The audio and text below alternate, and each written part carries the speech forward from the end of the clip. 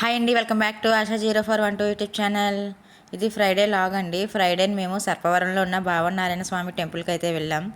ఈ టెంపుల్కి వెళ్ళే రూట్లో మనకి ఇక్కడ ఎలా దశావతారాల విగ్రహాలు అయితే కనిపిస్తాయండి.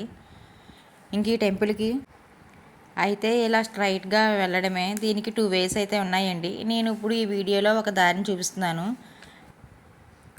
ఇలా స్ట్రైట్గా వెళ్ళడమేనండి. ఎక్కడ మనకు మలుపులు లేకుండా స్ట్రైట్ రోడ్ ఉంటుంది.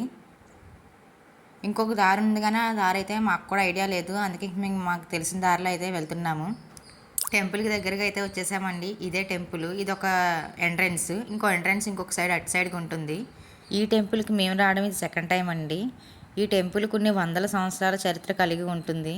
ఈ టెంపుల్ గురించి హిస్టరీ అంతా మనకి టెంపుల్ లోపల ఫ్రేమ్స్ మీద రాసి వాల్కి హ్యాంగ్ చేసి ఉంటుందండి. టోటల్ స్టోరీని మొత్తం చదివి నేను మీకు ఇప్పుడైతే షేర్ చేస్తానండి టెంపుల్ యొక్క హిస్టరీని. అయితే